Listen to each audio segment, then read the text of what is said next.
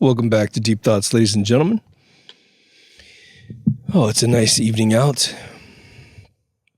It's pretty amazing when I can leave the windows and doors wide open. I don't have to run the heater or anything. It's a pretty good time. So, I'm thinking about subjects to do, of course. And we've been talking about a lot of sort of stressful things in this world, haven't we? And there's obviously the fun exploratory things. And those take a little bit of research from time to time. Going to be plenty of those before the season's over. But I run into the situation several times where people are stressed. And I've got an episode called Calming Your Soul. So if you dig this episode, it's probably going to be a good companion. And so I thought, people don't go back and watch any of the 650 episodes that are out there. And again, that includes a separate channel that's got 101, I think, on the Season 1 Remastered, which is a slightly different channel. Again, I just unlisted a bunch of the videos from Season 1 in this channel. So, they're all blocked anyway because of music, which is just absurd. At least that's the excuse they used. There will be a shift in that they're going to mark every single video that's unlisted that was published before or marked unlisted before 2017, some date in 2017. They're going to mark them private. This is something new that they're doing to lock up a bunch of old content. And they said, if you want it to be unlisted, you're going to have to download it and relist it, re-upload it and mark it unlisted. I don't think I need to do that because we've got everything duplicated out there. But anyway, the website, deepthoughtsradio.com, is your best friend to find interesting episodes that are like ones that you already enjoy. But I think this episode, if I do it right, will be appealing to absolutely every human being on planet Earth. If you're already a relaxed person, there's two things that could happen. One, your comment of how you do what you do in the video down below will be massively helpful to someone else, even though to you it might just be a trivial way of managing your life. How is it that you're presented with a situation that other people are stressing about, and you find a way not to stress about it, and you don't lose yourself in the process, meaning someone doesn't repo your property or whatever. You're still finding a cool way to get things done. Now, yours truly definitely has, stressful situations, but not all of my stressful situations I would consider to be negative.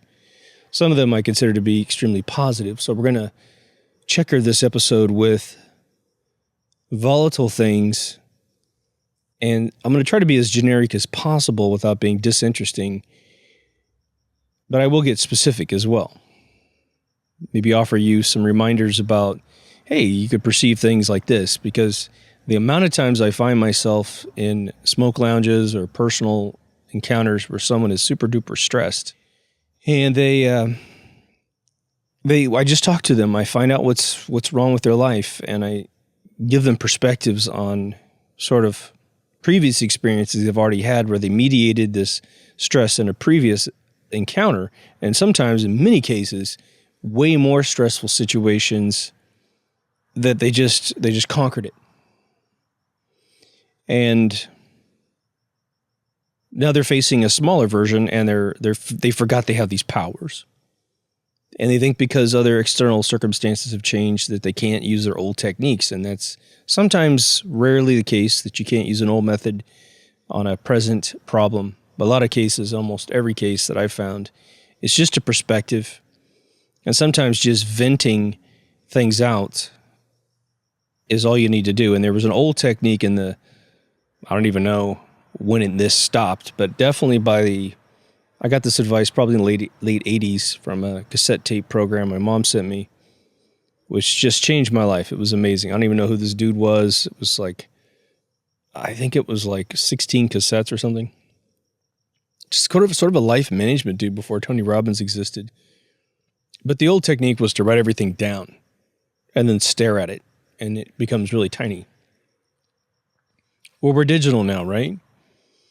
I mean, what's crazy about this world is that I don't even know how many ballpoint pens they don't sell anymore, because no one writes anything analog. And analog is, for me, a very spiritual thing. And, there's sort of, It's not that digital technology can't accomplish some of this stuff, but you're being bombarded with the equipment and you're staring into a screen, which has all kinds of potential consciousness issues. Again, gifted children have realized that reading a book, analog, they remember everything. But if they read that book on a Kindle or an iPad or a tablet, the recognition and recall of the story is dismal. And that's because they've been put in a trance looking at a screen flickering anywhere between 60 and 120 hertz, and it just wipes away your brain when you're done. You're recovering from the trauma of the device. So relaxing in the 21st century is such a multidimensional problem as compared to perhaps 50, 60, 70 years ago, where things were fairly one-dimensional, and the primary reason why perhaps we were dealing with stress more so in those more antiquated days was that we were dealing with new issues, and this is something that's going to be an issue with us today. We have new complexities of life, new stresses of life, and this doesn't even have to do with 2020 or any of that stuff. That's a whole separate thing. But there definitely is a factor with being bombarded by doctrine, narratives, things that are just designed to divide and conquer you, to make you hate somebody, love somebody. You find out the person that you love for the reasons that you love them was completely shallow and didn't have a long-term program attached to it, but you're learning. So let's just dive in, shall we? Stress is a really weird thing. The important thing to remember about stress is it's unhealthy for your body. It's unhealthy for every part of your body. It is usually generated by some concept that gets into your brain through whatever means. Either you put it in, society puts it in, media puts it in, a friend, a loved one puts it in you. And it creates this, if it goes through you, you just have a brief moment of like, oh, and it doesn't feel good. But if it truly turns into what we traditionally define as stress, it becomes what we call the feedback loop.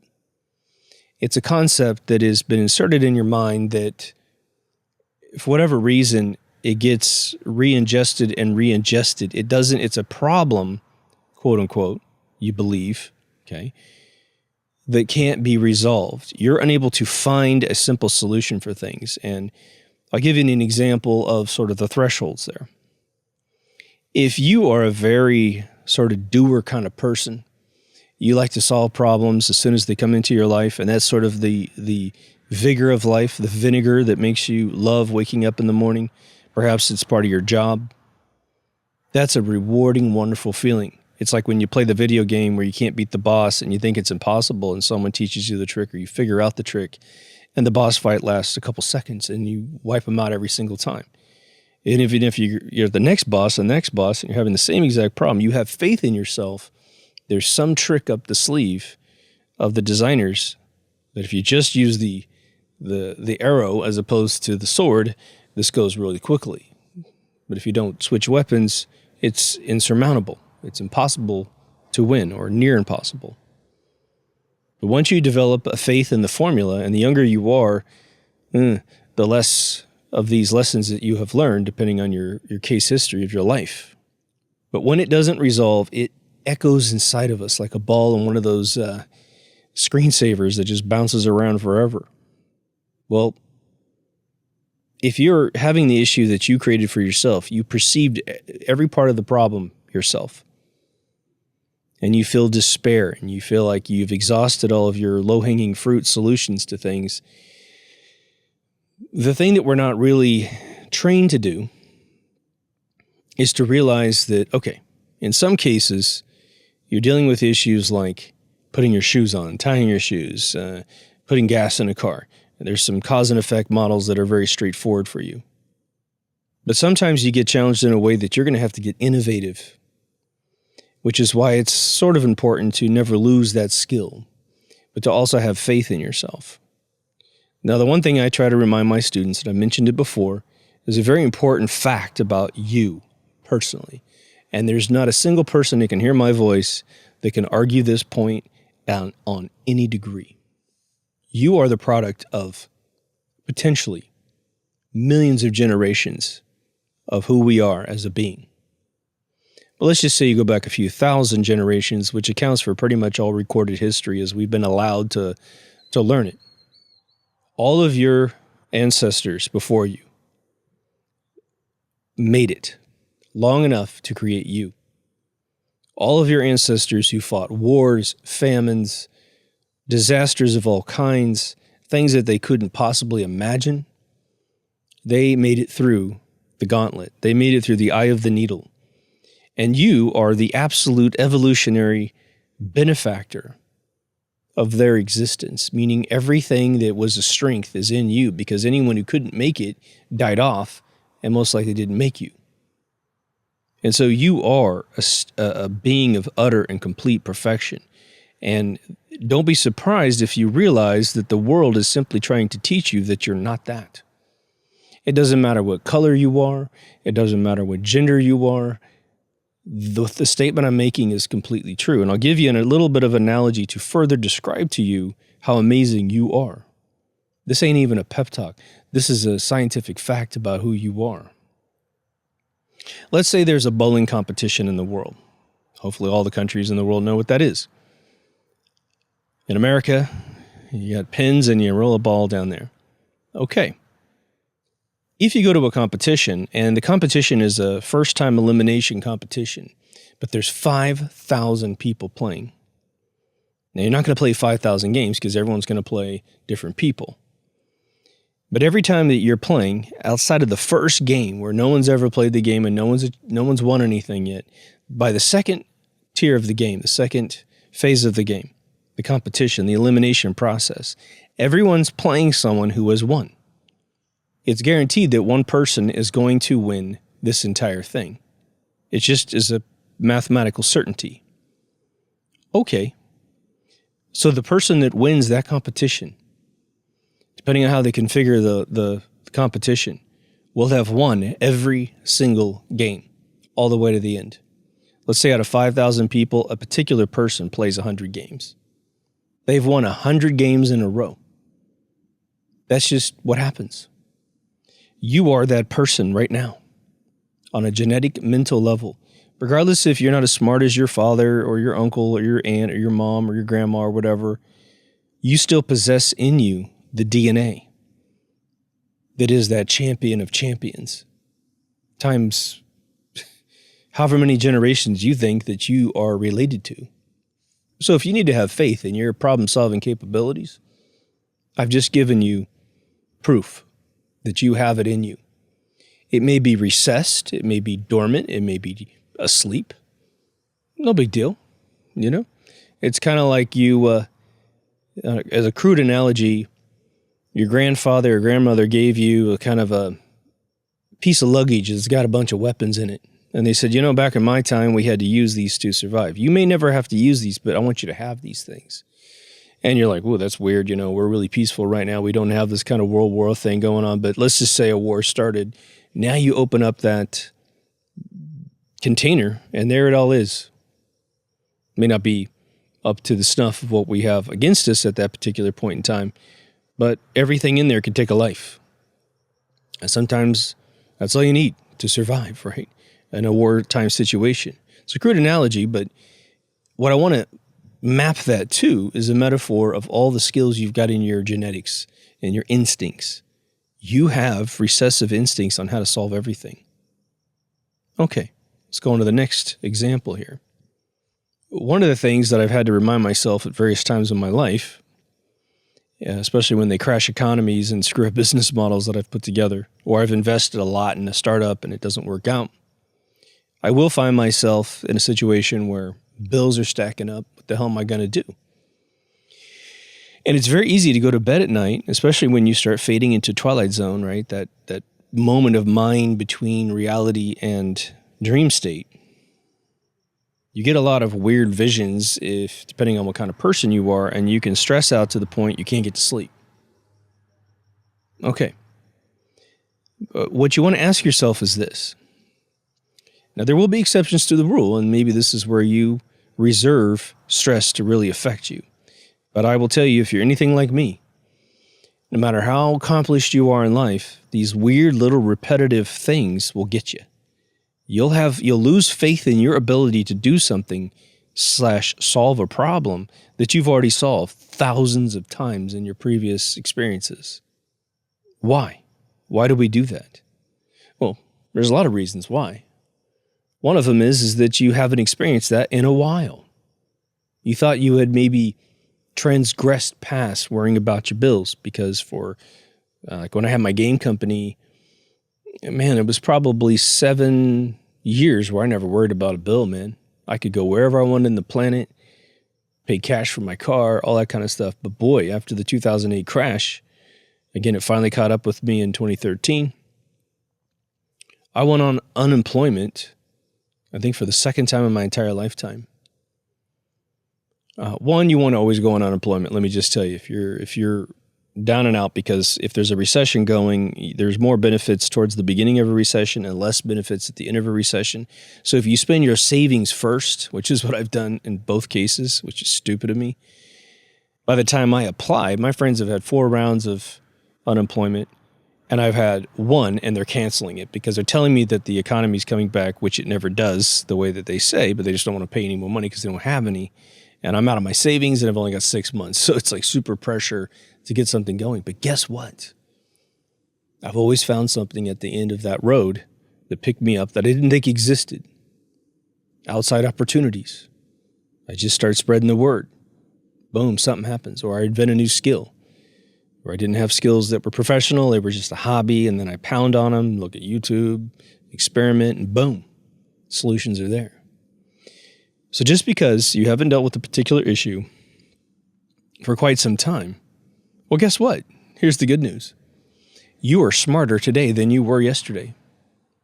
It's almost an invariable thing. That's one thing I tell kids about art when they want to become artists. I say, art, and I think music is the same, but art is even easier. If you were ever a good artist in your lifetime and you put it down for 10 years and you think, man, I probably can't draw anymore, test yourself.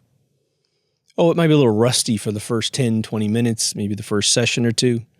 But boy, don't be surprised. This has happened to me several times, and I've talked to a lot of fellow artists, even musicians, man. You were okay on the guitar, and you put it down for 10 years, and you pick it up, and you're automatically better than you were. It may just be by a fraction. But geez, to even be just as good as you were when you picked it up, that's pretty awesome, and that's what happens. So if you're dealing with a traditional problem that you've dealt with before successfully, then just realize you're probably more clever today.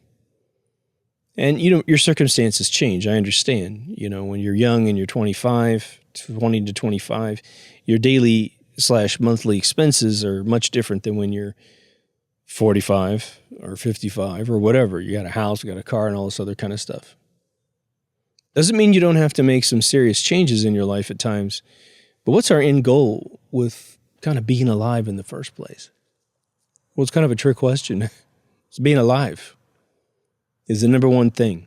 To have food in your belly, some place to stay with a shelter over your head. You can still communicate with people. Stuff, well, I think it's no surprise that as you get older, the reason why people, quote unquote, simplify as they get older, they get rid of stuff. They stop buying stuff. And so they found out the entire game was sort of BS. Wasn't that important? No. What do we call people that don't figure that out? Usually they become some form of hoarder. Either be a minor hoarder where they're functional, or they're absolutely dysfunctional and their house is full literally to the ceiling with junk still in the wrapper. They're still addicted to half the process. Not actually using the item, but purchasing it. That euphoria that happens, right? But that's not us, most likely. One of the biggest lessons I learned from Tony Robbins that I want to share with you, and I was just reviewing this with a friend of mine, and she was like, yeah, isn't that crazy? Is the following little experiment you can do. We know that we get into moods, and I will say that I'm pretty stable most of the time. I'm pretty much the dude on this thing. If I get in any different mood than I am now, it's usually crazy, euphoric, and I'm making jokes and got a group of people or a single individual laughing, and I just keep pouring it in, man. The gasoline to the fire, man. That's where I am. But I can get pissed off. Like I said, my thing is if you screw the team or, step on ahead to get ahead in my circle, I don't have much patience for you, man. But this is about positivity, not negativity. But the experiment, I should say, that Tony Robbins has you do on his tapes /CDs /whatever it is today, MP3s, is that he tells you, and he gets on your case. He's like, he knows that you're just listening to this wherever the hell you are, and he yells at you to do this little experiment. So I will say, depending on who's looking at you right now, this is a really fun one. He says, I want you to make your face frown. Your version of being mopey, negative, just make your face droop and just do it. Just physically do it, even though you may not feel it. Hopefully you don't feel that way, but just really put it on and feel how your chemistry changes in your body. Let it sit for a second. Feel it. Now, stop doing that and do the opposite. Smile. Pretend like you're a little 5-year-old looking at the Christmas tree, and it's the perfect Christmas tree you never had. All those toys are in there. Oh my God, it's perfect. There's still some cookies left for you too, by the way. And so you do that, and you will feel this amazing, uplifting thing that occurs. It's bizarre. It's a miracle. Now, if you want to get technical about it, I'm not exactly sure, but it is the muscle configuration of your face and your body that is literally Pavlovianly attached to a trigger in your brain that tells you what state of being you're in. There is an old saying, fake it till you make it, right? And what Tony Robbins says, it's much easier to pretend that you're happy than to feel yourself into being happy if you're not so happy. So you pretend to not be stressed as opposed to trying to solve the problem systemically inside you to then not be stressed. Because it's just a concept in your brain while you're processing this particular feedback loop in what we would call a stressful way. It makes your body tense, doesn't it? Makes your chest tighten sometimes. Sometimes it can take away your breath, depending if you have a panic attack as a result of it. So let me talk about your body chemistry for 1 second. Because I discovered this one by dating someone who was a competitive sort of bodybuilder in the very, voluptuous, well, I shouldn't say voluptuous, but just the very sculpted, refined female form. She was utterly perfect. So she had no muscle fat on her entire body. Okay. So she would work out at the gym. She's about 5'1", and she would bust out for 2 hours every single day, go on runs for 3 hours on the weekends each day. And so when she's already burned a ton of calories, she looks perfect. So she would reward herself at night before she went to bed, which is about 9:30, which is early for me, and she consumed some sugar. And it's healthy, natural sugar, all that good stuff, but it's still energy. And then she'd go to bed, and sometimes she'd have panic attacks in the middle of the night. She'd wake up next to me, and she'd be just, oh my God. And I put my hand on her chest, and I could feel her little heart pounding away like a little 2-cycle motor, man. It was thumping in her chest. And so I'd use my voice, and I would just talk her down. And oh my God, I could slow her heart down, man. It was great. She'd just roll over and go right back to bed. Boom. But I didn't make the sugar connection until about 8 months into dating this person, because she started consuming more of the sugar. Still looked fantastic, man.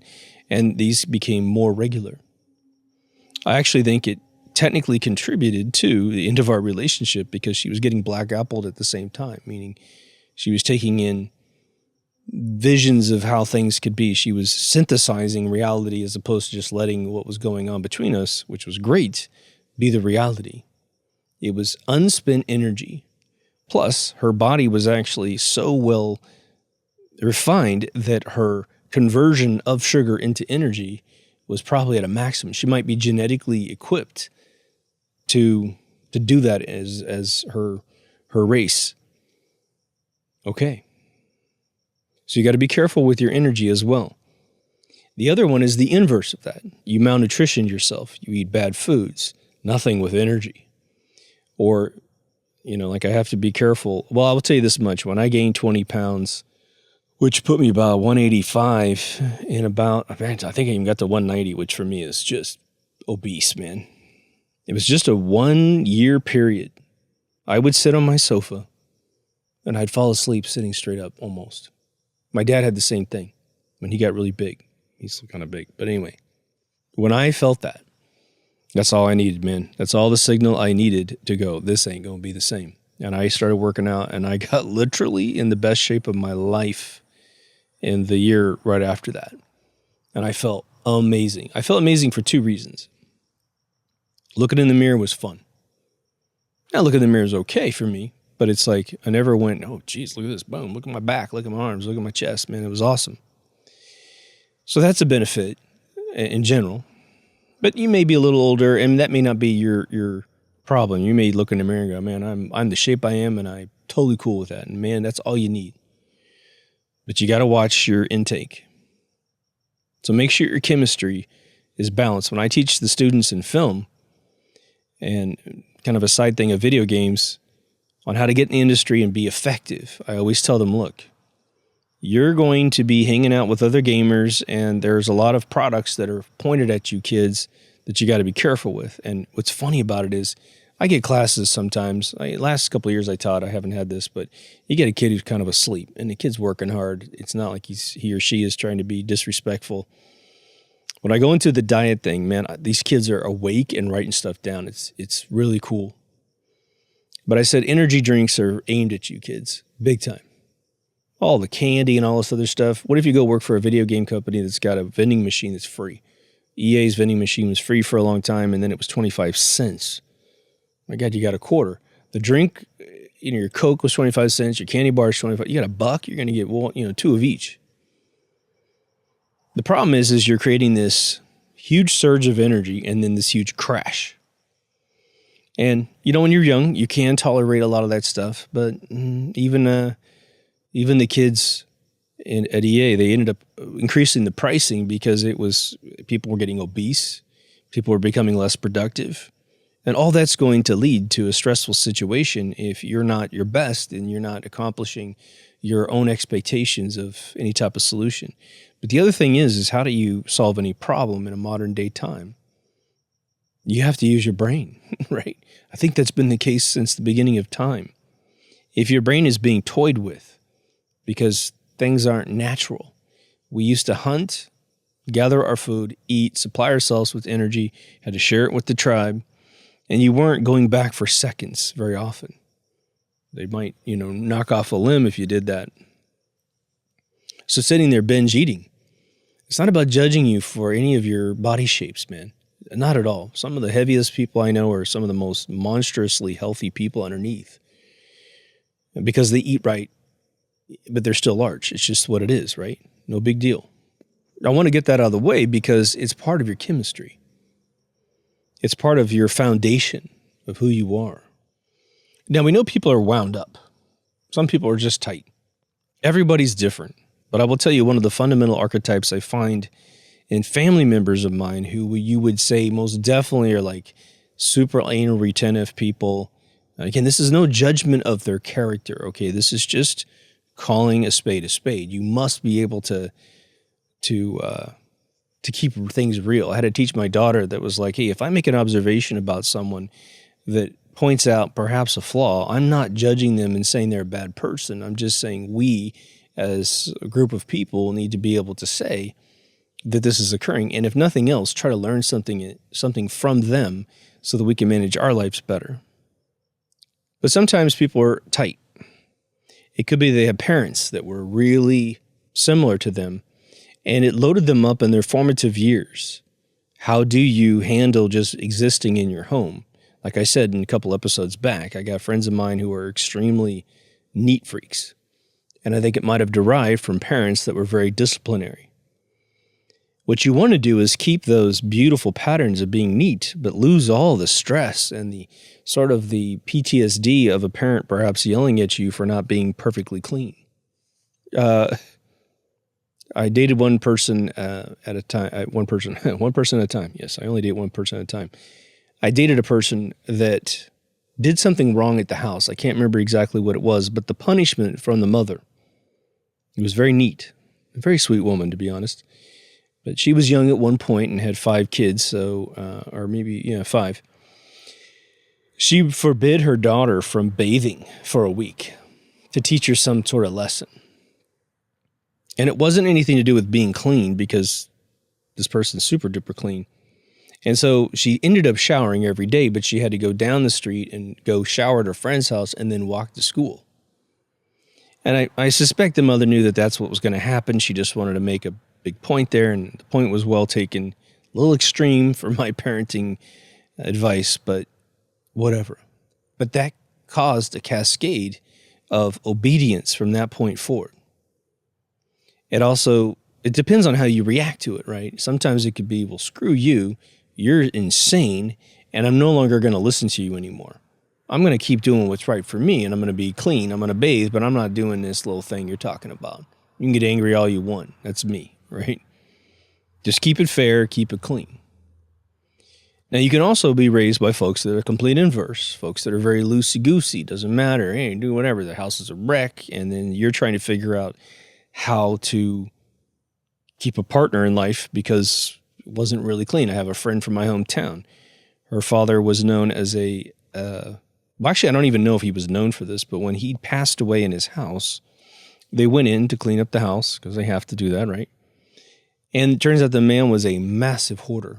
Beer bottles and Marlboro cigarette cart containers in gigantic piles. This dude had somehow, nobody knows how this happened, but he allowed a giant hole to form in his front room of his house, literally right down to the dirt. I don't know how you do that. I mean, you spill stuff and spill stuff and spill stuff and never clean it up. I don't even know. Maybe it was the bottles were all there and they rotted through the floorboards. We don't know. But it was a mess. They not only cleaned up the house, but they demolished the home because it was total. Well, big surprise, this person has struggled with hygiene her whole life. But she's a girl. And, I think most men don't want to come over a woman's house and find it just unkept to a really chronic degree. Okay, so that happens too. We have to have sympathy and empathy for all situations, right? Again, this isn't a judgment. This is like, oh, you could probably use some help. Well, I'll do it in front of you. You're going to help me. It's your place. But just remember how we did it. Remember how it felt good afterwards. But don't be surprised if someone loses the sensory mechanisms in their brain to recognize positive versus negative. It was never there in the first place. I'm telling you these things because these are the foundational mechanisms that sometimes lead to upper level things that cause feedback loops to occur, at least in my experience. But let me ask you, have you ever been around someone that's got a really nice voice? No matter how chaotic things get, and I might do well on this show as I have a focused hour and a half, but I definitely can get energized. Ask anybody who's ever met me where I talk about things. So I'm not the perfect example or anything, but you get around a person that's got a nice voice and they just always have a decent cadence. And no matter how severe things are, they have a very gentle way of mentioning it, strategizing against it, fixing it, or getting you through the storm. And you just feel better. Nothing's really changed necessarily, but they detach you from your problem. They put that feedback loop way outside your body, so your mind's eye. And all of a sudden, it looks much smaller. And you also start seeing solutions that you didn't see before because you were too close to the problem. It was inside you, bouncing around. Well, one of the self-awareness stages that, sadly, some people miss their entire lives. Others figure it out at a later time and kind of regret, oh my gosh, man, if I had figured out how to be this cool about things or, just not panic, man, my 20s would have been way better. My teens would have been way better. Okay. Can't repair the past, right? But what you can do is make a change today, right? So I mentioned, and I just reconnected with this dude. It's so much fun. I even told him this to his face, and he just barely can believe it because he's so humble. But I've mentioned a long time ago, this dude who's one of my dad's best friends in the entire world. And he's just a cool cat, man. No matter what he's doing, he had this voice just from the heavens, man. I mean, he still does. He's like leather, dude. But he also was gifted with that voice, but he was also gifted with the way to use that voice. Just like an old ancient soul visiting Earth. I don't know how you explain it, man. I remember I knew him in his 20s because I was a little kid, and he was always cool, man. But he was dealing with life just like everybody else. Wasn't a fairy turning, his skateboard into a chariot for him. I mean, he was just cool. And so I made a conscious decision, although I didn't, there's no way to go up to somebody, how come you're cool? How's that work? He doesn't even perceive himself that way. But I did. And there's a few other people I've mentioned in the show that were like that. There's one of my best buddies, Randy Martinez, who passed away when he was 19. He was the version that was just a couple years older than me. He was a big inspiration to me because I watched him in school. And he had everything. He could have been super arrogant, but he wasn't. He was chill. He was humble. Didn't have to be. I mean, especially in high school where you just lose your mind when you start succeeding. Not this cat, man. He was cool as a cucumber, man. And so try to find someone, if you feel like you might be a little uptight, a little wound up, just genetically. Try to find someone that you can emulate. Could even be a fictional character. Doesn't really matter. Real ones are probably more powerful. But remember how we talked about the facial expression that overwhelms your sense of chemistry. If any of you did that during the recording of this show, or the playback, I should say, you will have experienced, I can almost guarantee 100% of you experienced that shift in your overall attitude towards your moment. Well, guess what? You figure out a way to be the coolest version of yourself. Experiment with it, man. Make it fun. Don't tell a soul what you're doing. This is between you and yourself. And you will find that you've got a beatnik in you somehow, man. You're just like, what's up, cat? What's up, daddy-o? That will lay a beautiful foundation for you to deal with anything that's stressing you out. The nice thing about that whole experiment, and you may already be that way, I mean, to be honest. And again, if I'm just confirming things that you've done correct in your life, then here's your present. I'm saying you're 100% right. Not that my opinion is everything. But when you slow down, what ends up occurring? You still have the processor going in your mind as quickly as your processor works. It's just you're slowing down your sort of knee-jerk reactions to solving problems. You're not going, well, let's try this, let's try that, let's try this. Now, that's typically my first phase of life, no matter what I believe. I will approach a problem, especially in like software, like 3D software. I'll be like, well, let's just try to bang on a few settings to see if we can get through this. And if we can't, we got to take a deep breath, get a glass of water, and I got to watch some tutorials. Don't want to do that, but I'm going to do it. And some will be bad, some will be good. But in the end, I'm like, oh, that's how you do it. Oh, I see. Oh, yeah, it makes complete sense. And guess what? That problem goes away for the rest of my life. Wow. Now, if I'm in a job interview or I'm in front of somebody who's trying to test out my skills, well, okay, try to do this. You're like, oh, yeah, watch this. Boom, boom, boom, boom. Done. Pow. Super fast. Why? Because I've done it 100 times since I learned how to do it.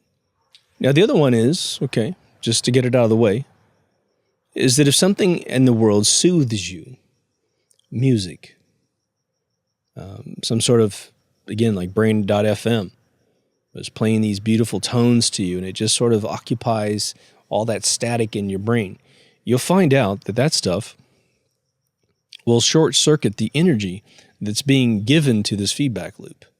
It just basically says you don't have enough energy to think about this crazy stuff. What are you doing right now? Well, that's what we're going to focus on. You also might think of things that you have done that typically are responsible for your maximum apex of relaxing in your past. One of the simple things, but you may or may not be able to completely engage this, would be to get away from work for just a little while, or get away from whatever's stressing you out. Could be an afternoon in the sun. Could be going to your favorite lake, beach, location, park, and you just chill. And you know what? You might think, well, what I'll do is I'll go to those places and I'll try to solve the problem while I'm at these beautiful places. And in the end, you shouldn't try to do that, most likely. I mean, if you're really in the mood, do it.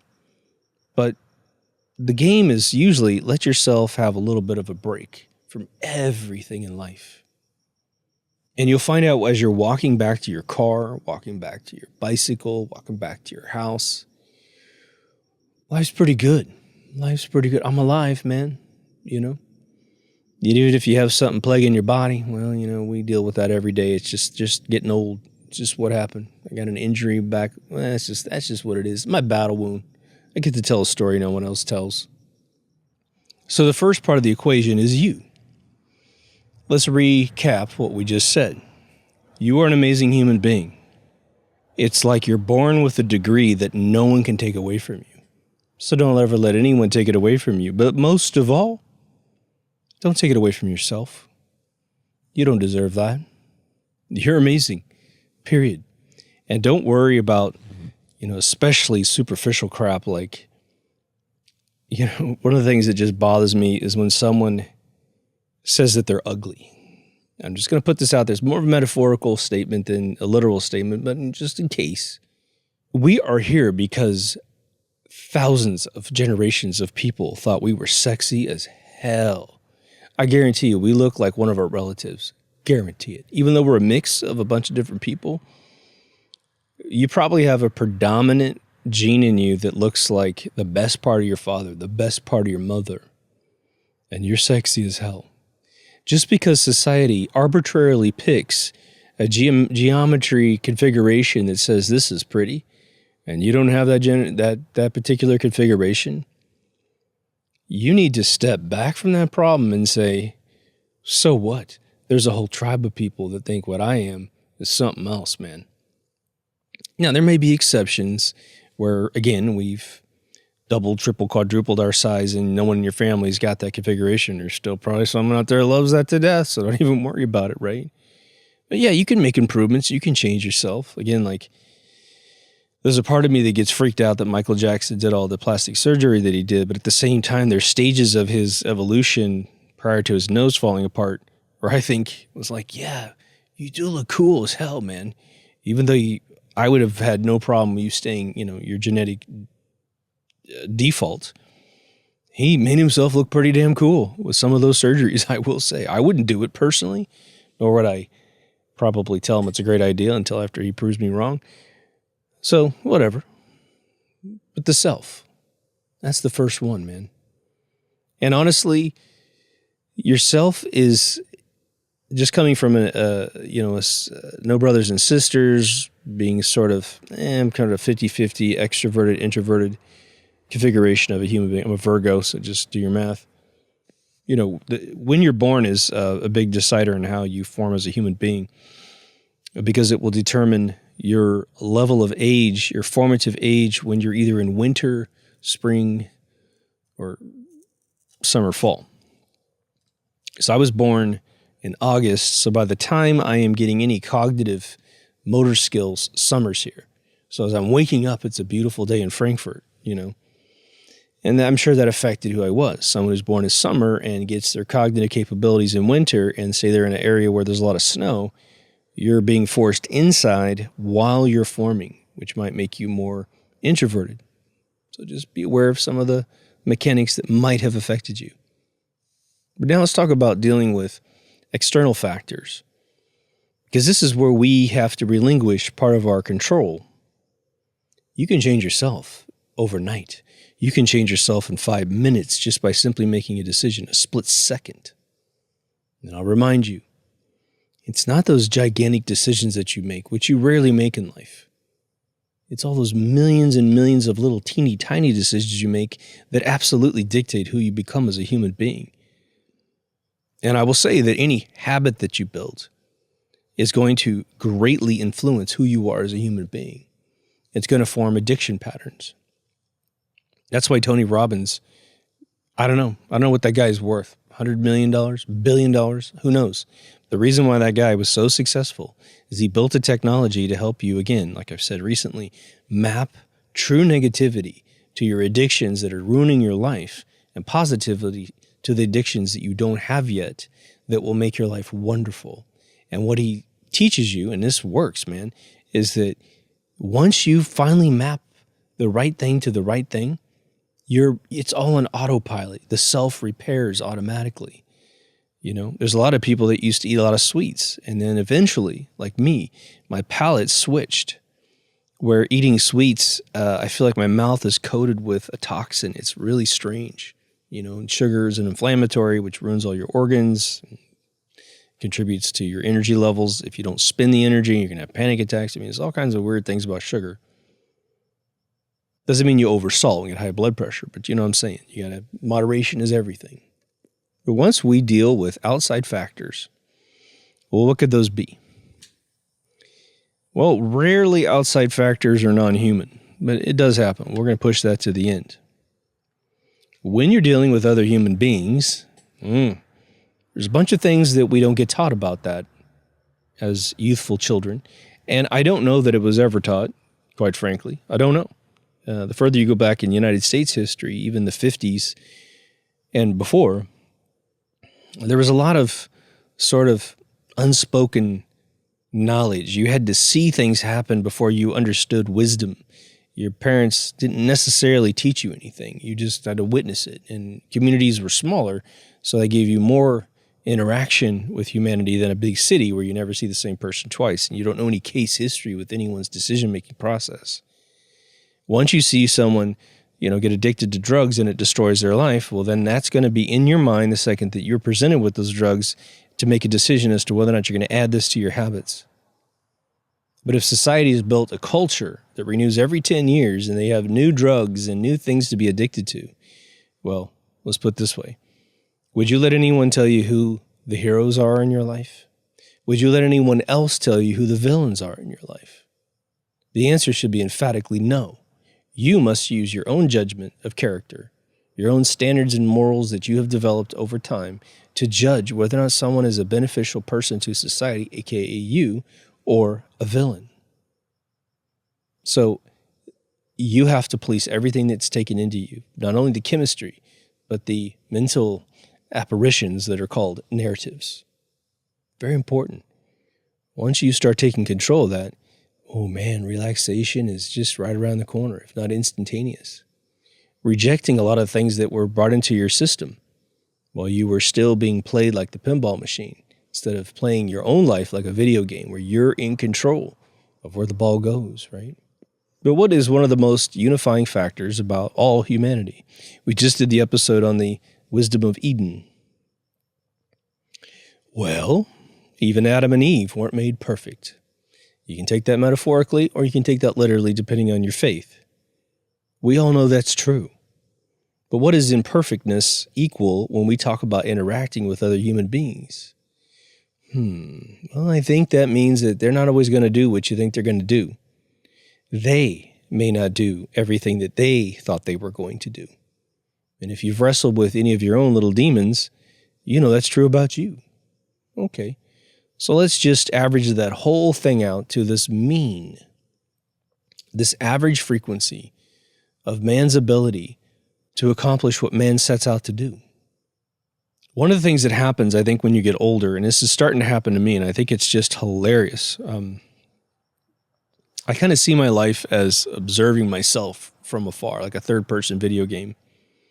But I have noticed now where things that would rile me up instantaneously when I was younger in my 20s, and I had to say something to somebody or something like that, which wasn't a lot, but there was enough that I was just, gagging on my own performance when I look back, is that today I'm more capable of empathetically dialing into someone else's state of mind. It's not accurate, probably, but it's accurate enough that I see someone having a really bad day and ruining other people's days.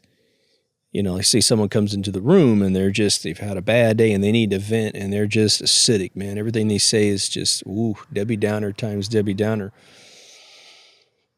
It makes me, in this time frame of my life, calm down and go, okay, this person needs somebody to listen, to maybe give them feedback, but they may not want any feedback. They may just need to vent.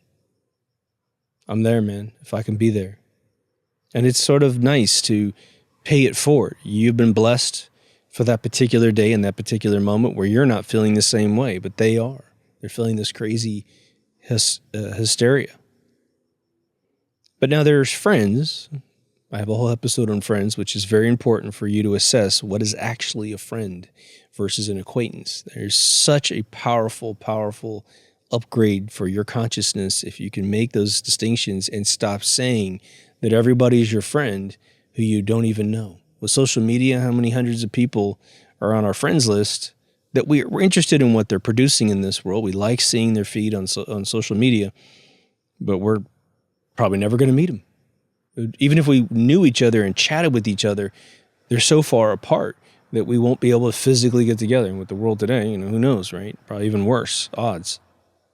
And there's a sick thing going on that there are forces that don't want us to meet each other, because the more they can quarantine us away from each other through conquer and divide tactics, the less we share information and find out that, one, we're very similar, we don't want to hurt each other, because they can't create wars between us if we know that we don't dislike each other.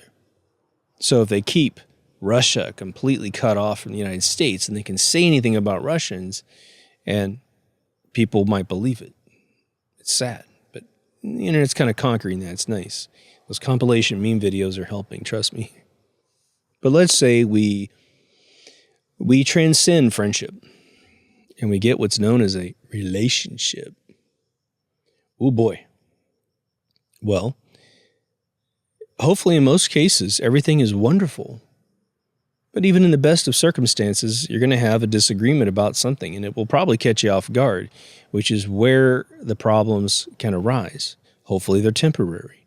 Hopefully you have a patience pool on that particular day to deal with it. But typically, what happens in our life is that we have a lack of patience on that particular day.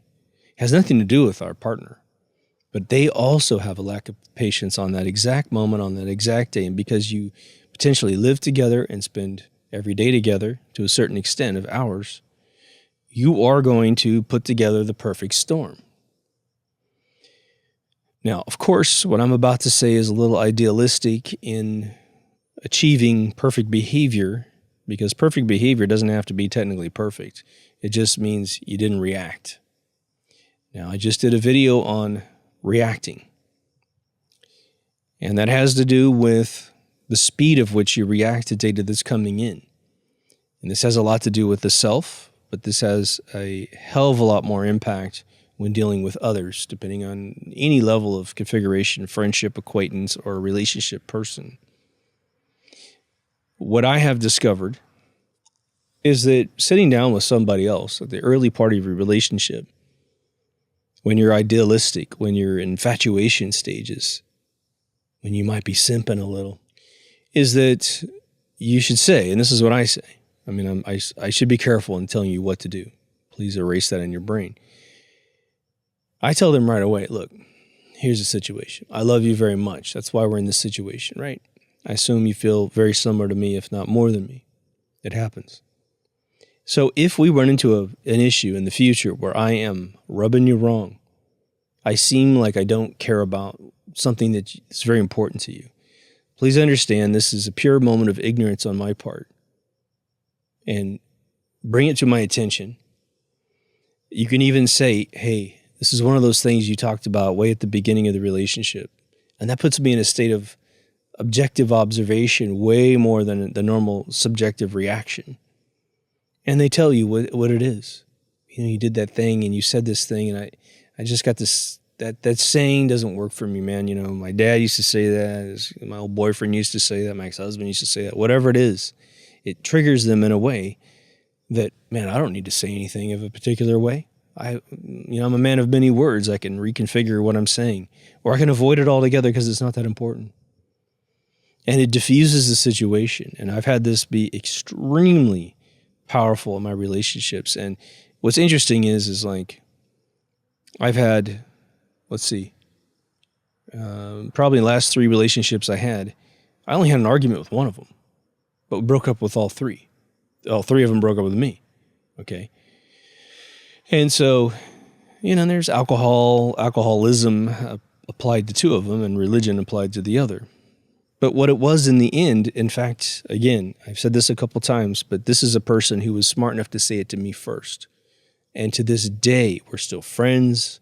She's with another guy. They're totally happy, and I'm totally happy for her. She said to me at the beginning of the relationship, she goes, look, if I suddenly get bored of you, don't take it personal. My friends and family tell me that's what I do. I don't see it necessarily, but I think this is what happens. And she'd been married for 10 years before she met me. And sure enough, that's exactly what took place. There was some alcoholism involved too, where I didn't drink as much as she did, and she thought that was a huge factor. It's sort of like, don't remind me that I drink a lot by not drinking a lot like me. Whatever. But I respect this person. I don't even know if she drinks that much anymore. So when we had to break up, it was definitely, a disappointment. But man, we stayed friends. We ate dinner within a month and we probably ate 3 or 4 times after that. It was sort of this, I paid for it this time, she pays for it the next time. It was just a fun little thing we had. And so there are ways to premeditate solutions into an exchange with another person. But what about that old saying, it takes 2 to tango? Now, that could be applied to obviously a ton of things, positive things and negative things. Well, you don't need to worry about the positive things. Let those things happen, right? Now, there are people out there, just to preface this, there are people out there that have made a career out of getting into relationships and taking advantage of the other person because they actually have a nefarious little thing. The amount of women I've dated who have had previous boyfriends that, the second they started dating, the guy moves in with them and then stops working and makes a bunch of excuses why she has to pay all of his bills. I've seen that a little too much in my lifetime. It's mind-blowing because I've never met a guy who's ever done that, who at least ever admitted doing that. Usually the dudes I hang out with were like all-American, normal people. I mean, I put your country in that title, and you just go earn the money. You go do what you do.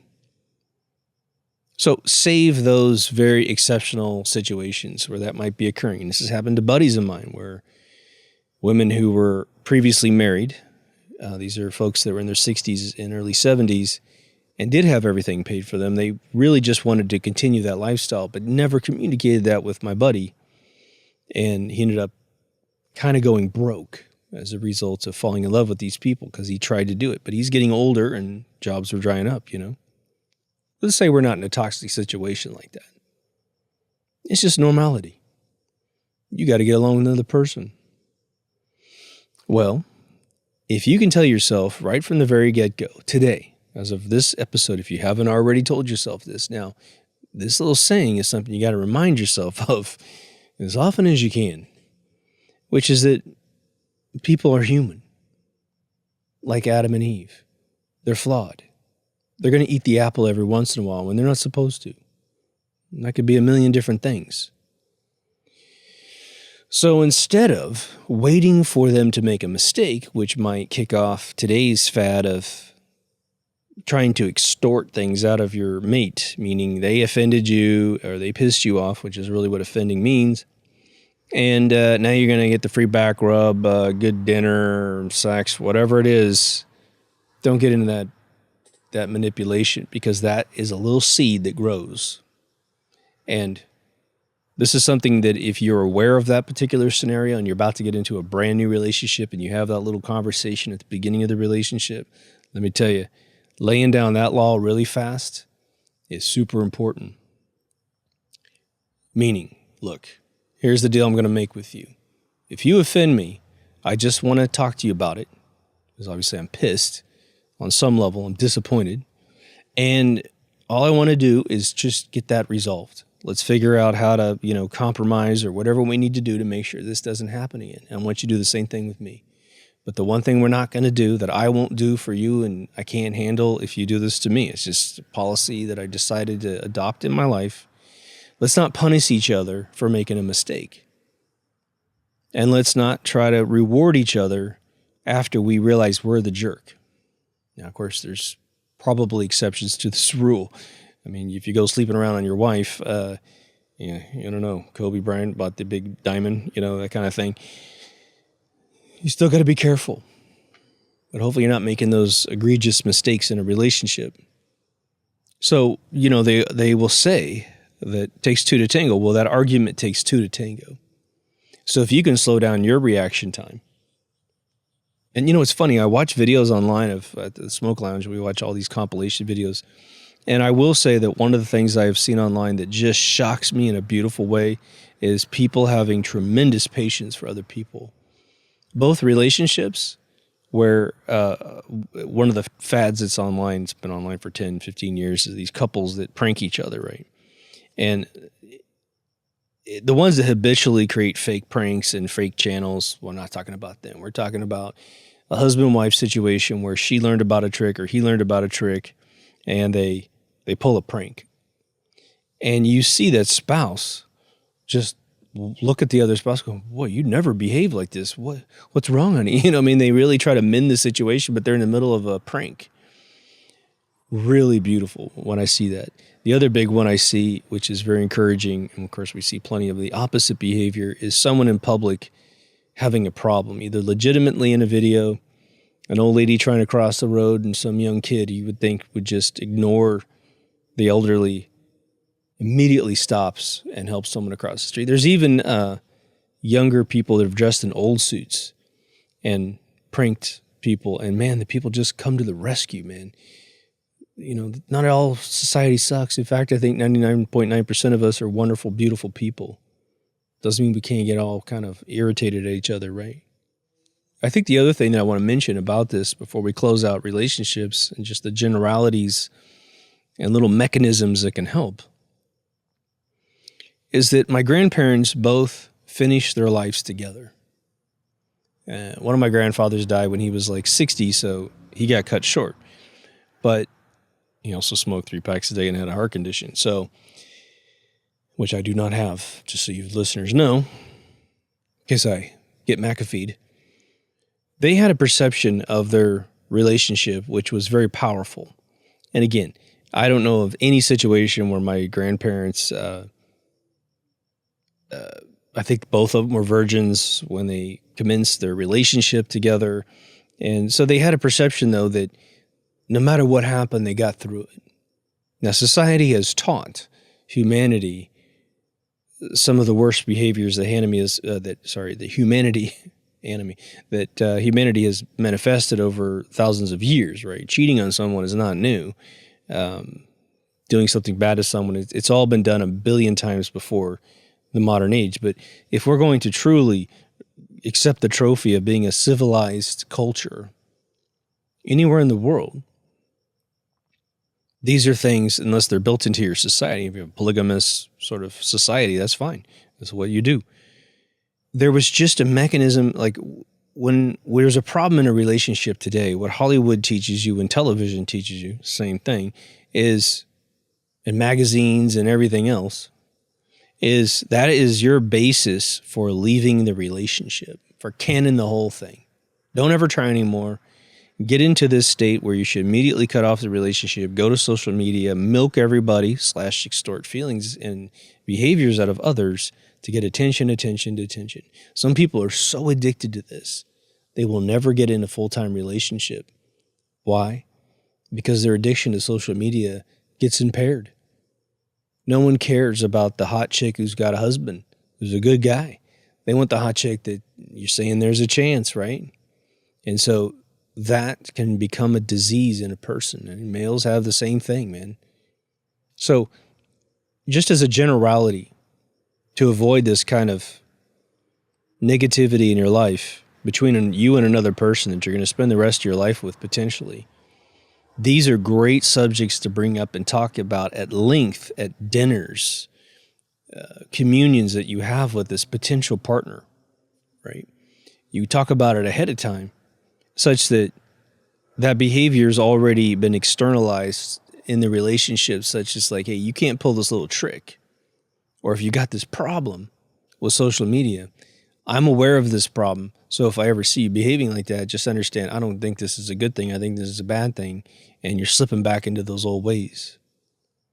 And so a lot of people will, because there's a beautiful thing that happens. I want to say this. A lot of us, okay, we've all done this. When you do embark on a new relationship, a new job, a transition, you're moving from point A to point B, and meaning everyone who knew about all your issues in point A, they don't exist anymore in your life. You're over here in point B. You kill your old social media account, you make a brand new one, cut everybody off, right? You can rebirth yourself in the eyes of someone new. And what's happened for me is that when I have like a period where I'm by myself or not in a committed relationship, I build up habits that only work for a dude that's all by himself. And then when I'm with someone, what I interpret it as is this is a euphoric moment, okay? Got hair on my face at some point. It's a euphoric moment for me to ditch all those bad habits and start anew. I'm rebirthed. And believe me, it's just like a near-death experience where you're glad to be alive. You get to throw away all those old habits. Now, if you have a really cool spouse, you have little sort of like, for the lack of a better term, perhaps an auditing session within the relationship, and you go, you know what? We made it this far. High five. Boom. Now, is there anything that I could do better? You know? I'm asking. And if you already made a list of things that you'd like to change, then say that across the table. You know, there's this thing, you know, the thing I do that kind of ticks you off. I'm sorry, I didn't see it as clearly as you see it, being not me. And so I am electing to get rid of that. And just so you know, it's going to flicker in and out, right? I'm going to still do a little bit because it's still an old habit. But if you just have patience with me, or if you see me doing it and I don't want to do that anymore. One of my big ones was I grew up with a dad that's was very creative with his judgment of other people driving a car. So he was an excellent driver, excellent driving teacher. The dude is really just amazing. I mean, his education, old story, when he was teaching me how to drive when I was 14, he's teaching me every defensive driving technique. And we're in a little tiny town with a 30-mile-an-hour speed limit, okay? But he said one of the things you want to do is look underneath the cars as you're driving up a street. If sunlight is coming underneath the car, but there's a little tiny shadow, a little 2-bar shadow, that means that someone else is standing on the other side of that car. So be careful. Someone might walk out in front of you. And no sooner did he tell me that statement, I'm driving and there's a little S curve in our hometown where one street transitions to another. It's all continuous. Here comes a ball. Boing, boing, boing, and a little boy ran right out in front of my car, and I'm at full 30 miles an hour, and I slammed on those brakes because I saw his little legs. It was just the most bizarre moment in time. But because he was such a good driver and is such a good driver, I took with me to California that same habit of being super acidic at times in a car. And what was interesting was I dated plenty of people, probably for, 15 years, that never said anything to me about it. They kind of went along with it because you try to be funny at the same time. You're doing like, oh, that guy, oh my gosh, that's crazy, right? But finally I dated someone long term and they were like, you know what? I really can't stand the way you talk in the car. I understand that these people are driving horrible, but guess what? Everybody drives differently. We're in a big city, so you can't be sitting there holding up a blue ribbon qualification to everybody driving in front of you. You got old people, you got young people, you got people who probably had a really bad day. You just need to chillax, dude. I knew she was right, but I knew that that habit was so embedded in my system. We're talking about years to fix. And so it probably took me, I don't know, I think probably multiple years to finally acknowledge to her that I heard her, that I understood her, and that I was going to change my habits. And I finally nailed it to a huge degree. Even when I'm by myself now, I really try to understand other people's issues. And there's that beautiful saying of like, you don't know what kind of day another person's had. So relax, man. But here's the beautiful thing. This episode's about relaxing, right? Okay. When I conquered that issue for her, I didn't realize it, but I also conquered it for me. She upgraded me by simply just observing and mentioning it to me. But I was thick-headed, right? It took a little while. Now, I want to mention these scenarios to you so you understand. No one is going to expect you to be perfect. And if they do, well, they must be pretty amazing themselves, right? But communication goes a long way, friends. It's important to say words and to say, okay, I hear you. It's going to take a while to fix this one. Please help me out. And the thing is, you got to understand, you got to get them to understand, look, when you slip, you're going to slip big sometimes and you're going to slip small sometimes. So when the small ones happen, Everyone has the understanding that's not going to be hard to tolerate. But if you slip big, you can actually turn it into a joke in the car. I've done it. I just rile off some huge thing. And I'd just stop and look and I'd be like, I did it. Oh my God. And then the laugh comes from the other side. Yep, that's you, man. And so the more I screwed up in the big manner, it made me want to double down and triple down and never doing that, because finally this magical thing happened. I saw myself outside of myself and I was like, Jesus, that guy's an asshole. I don't want to be that person. But the benefit was, when I conquered it, I got more relaxation in my life. And today, when I drive to my taco stand every day, 5 days a week, I should say, they're off on Mondays and Tuesdays. My taco place is closed on Taco Tuesday, of all places, right? Of all days. I just look at where I live, and I'm happy to be here. I feel very fortunate. And that changes everything. So now let's talk about sort of the last big one, which is, because this is a thing where, let's say that you're married and you technically wake up together in the morning, you technically share space getting ready, but you're sort of in your own zone. Even if you got kids, it's all about them. And so you may kiss and say goodbye, I'll see you later tonight. Depending on how your night goes, you're going to come home. Maybe you got a couple hours with the kids, 4 hours to yourself. But you're spending 8 solid hours technically with your associates, your colleagues.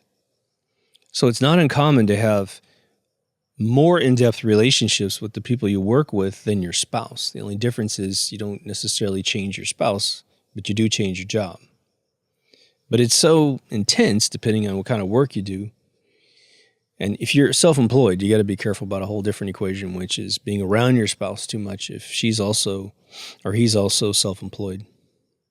I know at least one of the listeners works with their partner, and that's just amazing. It's wow. I mean, I have so much envy for folks that can make that work. I don't know that I would have a problem with that either. I haven't actually had that happen in a huge way. But dealing with the workers, there's sort of a silver lining with the whole worker thing sometimes. Now, yours truly has, again, worked with some of the most amazing human beings in the world, where I was literally the luckiest human to share their space. These are normal people, not anybody famous or anything. And then I've had, working in companies where the culture was so different than the way that I had lived up to that point, that but of course have people that I'm very good friends with, but the other people that just, when they open their mouth, it just sounds like that most annoying noise from Dumb and Dumber, right? But you kind of have to get along, don't you? I've worked with guys that were super duper bipolar and violent. Oof.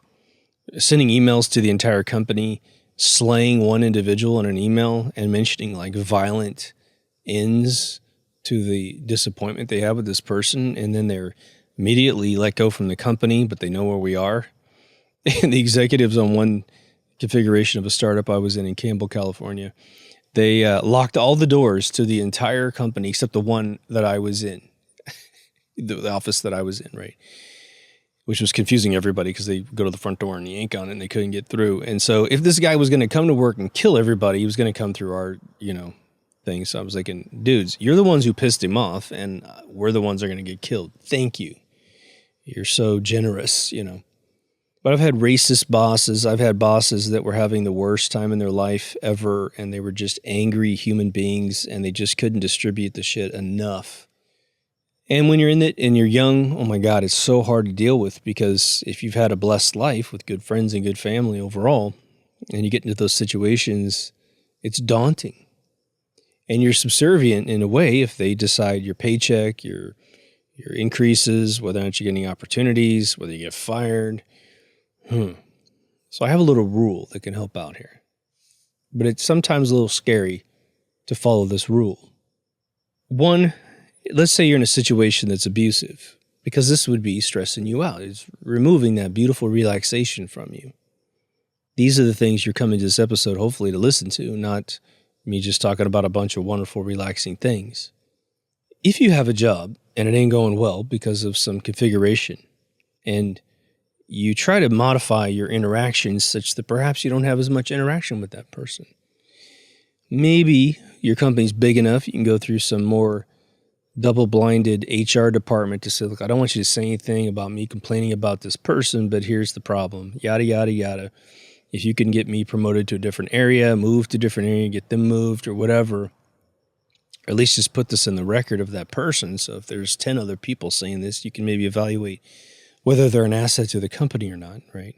So if you don't have any of those formal techniques, there's one rule I have for my own life, and this goes from the personal circumstance to the professional. Typically only happens in the professional. If you do your management of your personal life the way I've suggested, is that you should never ever put up with abuse. Take that into your personal. Definitely take that into yourself too. You shouldn't be abusing yourself. It's okay to encourage yourself and be critical of your capabilities, but don't be critical in a painful way. Be critical in a constructive way. It's very, very important. While you have a job, look for another one. And if you're in a really tight little town and there's not a lot of other opportunities, well, guess what? You only get one life as this person that you are. Your soul goes on and becomes life again, in my opinion. But there's no reason to spend this one, in a bad situation. If you got skills, you got skills. Someone else is probably willing to pay you to have that skill. And even if you had to take a pay cut, which I had to do from that company that was with the bipolar guy, there was a bunch of people in that company that were just nice people, but nice to the extent that they were sort of unproductive. Let's put it that way. I think I was making $80,000 at that company. I was about 27. And I called my buddy at Electronic Arts. I've been contracting there for 6 years. Tried to get in the door full-time a couple times. I mean, in some cases, it almost felt like full-time work, but I called him and he went inside the HR database for jobs and he found the job I ended up getting. But the pay was $75,000 a year. And I was like, that sucks. I had a house I was renting, car I was paying for, kid I was paying for. And I was like, okay, but this is like one of my dreams because at the time the company was very healthy and was making good stuff. And it had been my home for 6 years, It wasn't a weekend I didn't spend at those places, but several days of the week I'd go in to do the projects I was working on, from music to design to databases and all this other stuff. Okay. So I took that job. It was a 9-hour interview. Didn't hear anything for 2 weeks. I thought the guy just totally forgot I existed. Couldn't imagine anyone coming in with the skills I came in. So I finally called the dude. He's like, oh, yeah, thanks for calling me back. He says, how much would you take? How much you making now? And he lowballs me $5,000 underneath. And I said, I'll take it. Because you know why? Being abused was worth that $5,000. But what I did was I got in that company and I busted my balls. Plus 3 people resigned, including my boss. So within 6 months, I had received a $30,000 increase in my pay. And there was another 15 coming about a year later. My bonuses were $25,000 a year. Here, cash. Stocks also. Okay. So what was terrifying became a blessing. And this happened several times in my lifetime.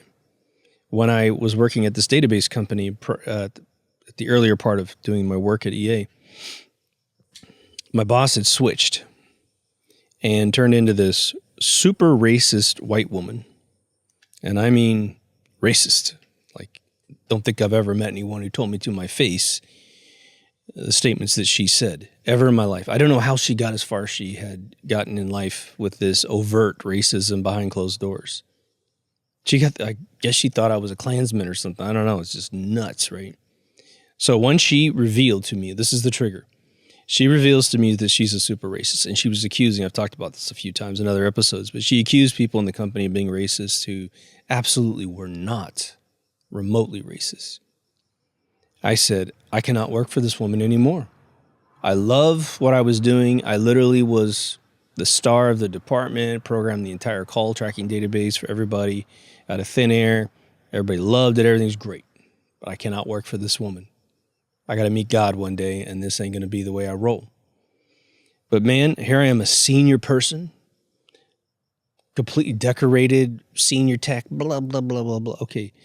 And I go and I get a job at a consulting company.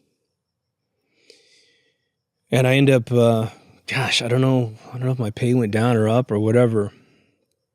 It eventually went way up at this company, but that's a whole nother story of, I think, being abused in a financial way. But like I gave you an analogy in a few episodes back, that we get used to where we live. We get relaxed. We build in, this is my place. This is where I live. Other than the house I live in right now, I would say this is a pretty easy thing, right? I've fallen in love with where I live, but you tend to think you're never going to find another place that's going to be as beautiful and as awesome as the place you've manicured yourself. And the same thing happens with your job. You get these fears that no one else will employ you in a different field. And that's complete hogwash. It's a lie. It's just an unfounded PTSD fear that has no foundation. There are people that will hire you for exactly what you do. And now with so many online jobs and remote jobs where you can work from your house, it's only up to you to discipline yourself when you get up in the morning to keep that job. I mean, it's phenomenal, the options that you have today. Plus, the education online, on YouTube especially, is insane. You can learn any skill on YouTube. You just have to be able to teach yourself that. And some people aren't good at that, and some people are. But don't ever take abuse, man. Because why? It robs you of your relaxation. It gives you stress. And we don't want any of that stuff in our life.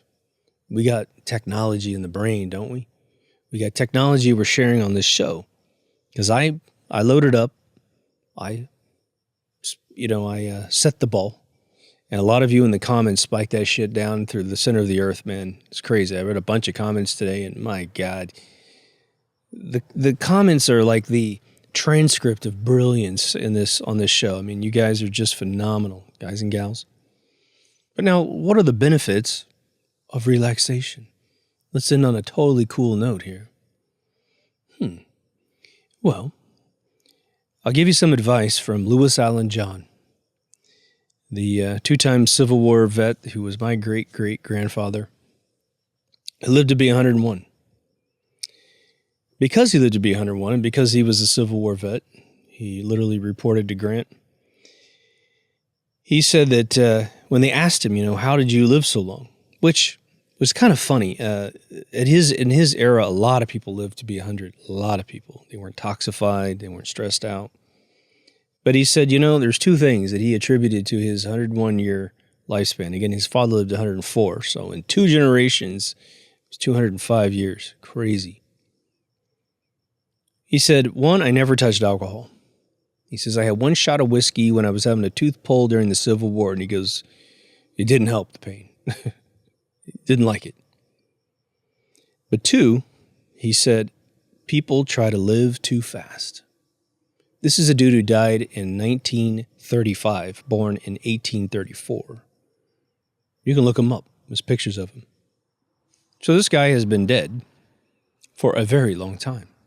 I didn't even learn about the guy until I was in my late teens, when the family was pulling out all of his decorations from the Civil War and all these letters from presidents, man. We got letters from like Teddy Roosevelt and stuff. It was crazy, man.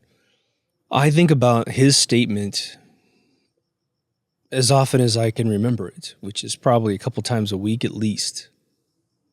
But here's the caveat to our life, of course, right? We can accomplish a ton more in these lifespans that we have today, predominantly because of technology. So let's not make it a negative, let's make it a positive.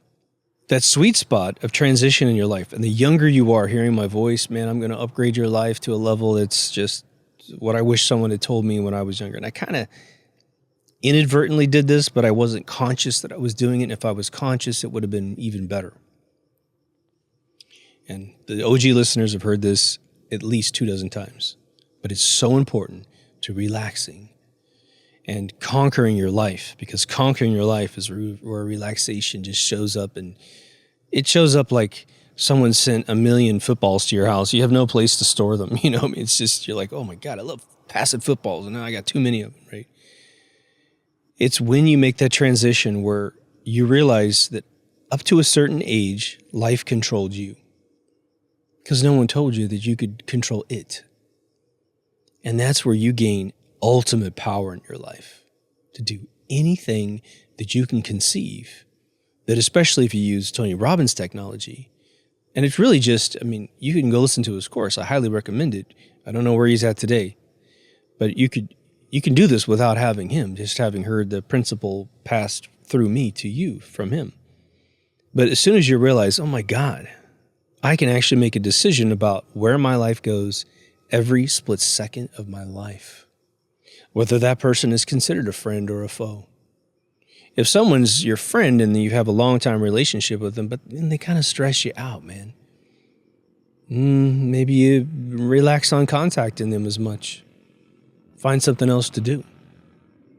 Now, it's sort of a two-stage process, depending on where you are in your life when you figure this out. You could absolutely love your life the moment you hear this little epiphany. And then you just supercharge your engines, man. You used to run 91 gasoline, now you got super high octane gasoline. And everything goes a little bit faster, a little bit more amazing. Don't stress yourself out, man. Enjoy it. You know, when you're racing a car really, really fast, this is what I learned when I first came to California and worked for Jim Hall Jr. First few times I run around the track, and then I stop. I probably went around 10 times or whatever during a race. I stop and I can't peel my hands off the steering wheel. And it's something that they know about. And so what happens is the guys who are senior instructors, they come and start swatting your hands, helping you pull your hands off the steering wheel. And they are utterly cramped and painful when this happens. It's the funniest little thing, and they haze you to death when you do it. But guess what? That only happened to me one time. Wow. So what changed? I relaxed. Many of you will know that advice that they teach race car drivers, that if they are in a chaotic situation where they're not going to regain control of their car, and they realize they're going to spin out, potentially hit an obstacle, another car, a wall, and they try to teach drivers, all drivers, this, just normal, like you and me drivers, right? They say, go limp in the car. Let go of the steering wheel. Let your body go limp. And the main reason why they tell you to do that is they don't want you to break your bones by being all stressed up. And what that does is that contracts all your muscles, and it creates this kinetic wave of energy that if you hit something in the front of your car and you're hanging onto that steering wheel, because you're supposed to drop the steering wheel too. Believe it or not, it sounds counterintuitive, but it saves lives. If something hits the front of that car, that energy is going to go through every solid object. Now, the cars obviously today are designed to collapse with the impact. But if you're still hanging on the steering wheel when that happens, it's going to go right in your arms, break your arms, potentially impact your body, break your legs as you're still trying to hit the brake pedal. If you're not touching anything, your accelerator is also not being touched. But if you go limp, you don't damage yourself as much. And one of the interesting little statistics about car crashes with drunk drivers is that they will get into unbelievable accidents. And how many times have you heard this? Everybody else died but the drunk driver. And the reason why is one group of people didn't know what was happening and the other one did. And he was drunk. And so he was already loosey-goosey in the car, which is probably why he lost control of it in the first place. And he doesn't get as injured. It's a horrible little thing, but it's true. So we can control that without a negative thing and be very relaxed with life as we take control of it. If this is an epiphany that you can actually control your life and you don't like the one that you're in, well, now you can get really excited really fast. Because guess what's going to happen next in your life? You're going to go to work and then maybe a job that you don't like, or in a relationship that you don't like, or in a friendship that you don't like. And you know that there's now an exit strategy. You can, with a relationship, hopefully you at least throw down a big attempt to communicate because you might be able to salvage everything. You might be able to, depending on the intellect of your friend, do that with your friend as well. But if you can't, don't worry. There's a lot of fish in the sea to be your friend. There's a lot of fish in the sea to be your partner in life. But you will have regrets, I will say, if you don't try to salvage those. But again, you will know whether or not your friend is the kind of person that can listen to that, or your spouse. Hopefully you always can talk to your spouse. But if it doesn't work out, the goal is to be relaxed. Because relaxation will also improve your health tremendously. Stress causes cancer. Relaxation causes it's sort of the fountain of youth, if you will. You can see stress marks in people's faces. People are in really hardcore jobs. The older you get, this becomes more prevalent as you meet people. You will see age in their face, and they'll say that they're really young. One of my very good friends and mentors in life, one of the funniest stories that I've told recently, is that he, for 10 years, was in a super duper stressful coding job for the government. And when I met him, he was 29 years old, and I was 19. And I asked him one day how old he was, and he was about to walk out the front door of his house. It's like, I just remember this like it was yesterday, man. And he said, I'm 29. And I promise you, I laughed and gulped my laugh right there in front of his face. And he didn't seem to respond to that, but I was like, really? Like, you're obviously lying to me. I thought this guy was at least in his 40s, like mid-40s. And I met his father later on. And I don't know, it's like he looked his age. But I have to attribute my friend's aging to the stress that he endured for 10 solid years. In a covert project, couldn't tell anybody what he was doing, still wasn't supposed to tell anybody what he's doing. He eventually told me what he was doing. I've mentioned him in the past. You can connect some dots there. So, there's all kinds of benefits, man. And just realize, too, that the inside of your body doesn't really know what the outside's doing in a conscious sense. So when you stress your body out, you're sending a message to your body that something's really wrong. So when you relax, you send the opposite message. Hey, man, relax. It's cool. Everything's going to be all right. Yeah, we got some problems we got to solve, but guess what? That's what you do. Why? Because everyone who preceded you in life did the exact same thing. And even if you are involved in a situation that can't be halted, someone is divorcing you, they're breaking up with you, someone's fired you, whatever, and you're thinking, well, man, I'm stressed for something I can't control. Well, technically you're right. That particular situation is out of your control, and it's maybe done already. It's a done deal. You're not going to be able to salvage the situation. But who is in control of your life? Not me. Not anybody else. You're in control of your life. And you may even think that's absurd for you to say that, because this other person is making me feel bad, and I don't want to feel bad, and they're still stressing me out because I cared. I care about them. I love them. Could be your friend, could be a spouse, partner, whatever. Well, I need you to look at the population of the world again. Do the math again. There's more jobs. There's more people. You will find that things correct themselves as much as it seems impossible. I've said it several times on the show, but there's a cliche in life that is so utterly true and is so simple to say. But it is the key to getting through anything. And the older you get, this key fits in the lock way easier, and it's much easier to turn. Like it's just oiled, almost like the lock. You wonder if it even works without the key. It's so easy.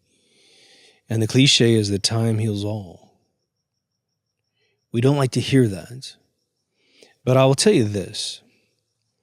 The way to think about it's like this. Let's take the 3 examples we've mentioned. You lose your job, or you're losing a friend, or you're losing a partner. Those 3 things. And of course, just like we bind to inanimate objects, like that car is my favorite car, the house is my favorite house, couldn't live without them. Now cars usually get us to dislike them after a few years, right? They start breaking down and you're like, get rid of this thing. But here's the cool thing. Have you ever had a job where on your first day, you felt amazing? This is what you always wanted to do. It may not be what you want to do for your total remainder of your life, but right now, that's what you want to do, and that's what you're doing. You ever met a new friend? You're like, man, we really connected. I love talking to this person. They enrich me and I enrich them, and it's just beautiful. You ever fallen in love? Where you're like, oh my God, this person is amazing. And they think I'm amazing. And that's the best thing in the world. It's where God comes in. God is like right there, man. He's like, see what I did? I mean, those little combinations feel good. You're being fulfilled in your career. You're being fulfilled in a friendship. You're being fulfilled in a more partner-bound relationship. Okay. Well, make sure you don't forget what those feelings feel like. What's really ironic about the entire situation is, let's say you started a job and it was euphoric, and it eventually turned into an abusive situation, abusive environment, whatever. You had that best friend and now they're dumping you or whatever. But when you first met, it was amazing. Same with the relationship. Guess what? You can actually use those negative things and just remember the first phase of those negative things to remind yourself that you're going to experience all that again. You're going to experience the better job that feels euphoric. You're going to move to a location that you just love. You're going to find a new buddy, a bestie. You're going to find a new partner. And all those amazing moments that you've already experienced once in your life. Or maybe you haven't experienced them at all. Hey, man, they're going to pop your cherry, man. You're going to feel absolutely more phenomenal than you've ever felt in your entire life. And at the end of every day that happens, you're going to feel relaxed. You're going to feel good. And so just understand, that is why time heals all. Because it is almost like, it's what I keep saying. I keep using this phrase lately, the obligatory moment in time. It's an obligation that event is going to occur in your life. Does it mean you don't love the person that you had a breaking up with? Nah. But guess what? Take it from an expert. You think you can't get over somebody. Man, I've been suicidal about breakups in my younger years, right?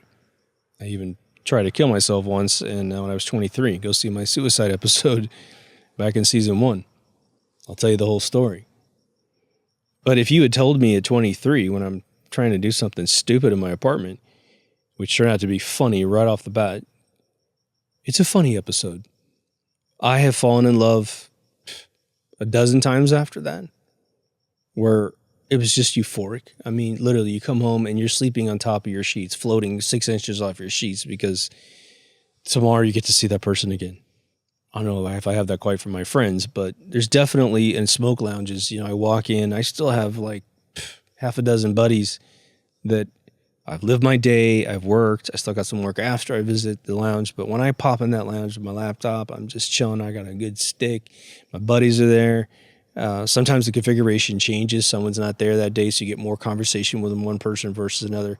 I will drive home literally thanking God that these people exist, that I've been blessed to be in their time zone, meaning the era in history where they exist, So there's only solutions in this world, and we make them and we find them, and that's one of the tool-making aspects of being human that we overlook. When they say we're Homo sapiens sapien, the tool makers, right? We only think about screwdrivers and ways to make fire, and we don't think about all the intellectual technologies that we have built to deal with life.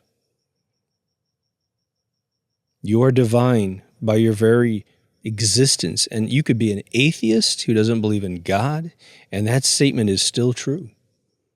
And that's what I remind my students. I remember when I first gave that example, I was at Chapman University teaching my neurology class, and I said that to some students, and man, I got like 3 kids in the front.